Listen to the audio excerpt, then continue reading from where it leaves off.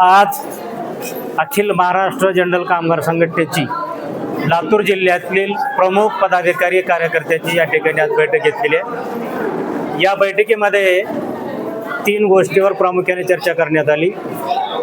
पहिली गोष्ट, मोदी सरकारने जे 29 कामगार कायदे रद्द करून नवीन 4 कायदे केलेले आहेत।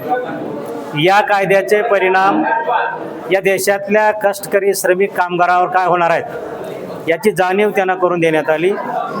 दुसऱ्या बाजूला या सर्व 4 कामगार कायदे रद्द करण्यासाठी देशभरातल्या 11 संघटनेच्या वतीनं 12 फेब्रुवारीला देशव्यापी आंदोलन आहे।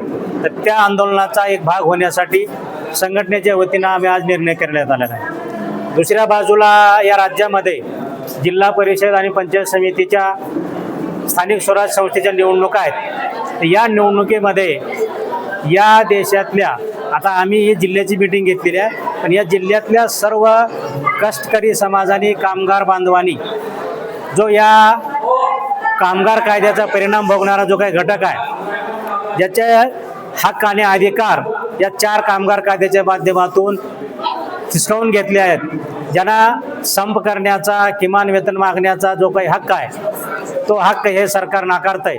आणि म्हणून हे 4 कामगार कायदे आणून या देशातला, राज्यातला आणि जिल्ह्यातला सर्व कष्टकरी कामगार वंचित घटक उद्ध्वस्त करण्याचं काम भारतीय जनता पक्षाच्या माध्यमातून हे सरकार करत आहे।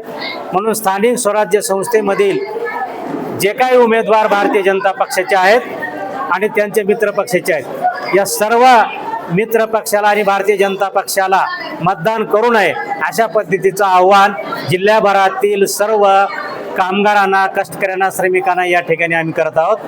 येणाऱ्या काळामध्ये भारतीय जनता पक्षाच्या माध्यमातून या देशातला बडा उद्योगपती, अतिश्रीमंत लोकांसाठी सर्व कायदे आणि योजना आणून त्यांचं हित साधलं जात आहे। आर्थिक विषमता वाढवली जात आहे। या देशातला कष्टकऱ्यांना नागवलं चाललंय आणि म्हणून या पुढच्या काळामध्ये या देशातल्या कष्टकऱ्यासाठी, कामगारासाठी, श्रमिकासाठी अखिल महाराष्ट्र जनरल कामगार संघटनेच्या माध्यमातून आम्ही एक मोठं आंदोलन उभा करून येणाऱ्या काळामध्ये हे सर्व कायदे पूर्ववत लागू करून घेण्यासाठीची आमची तयारी आहे।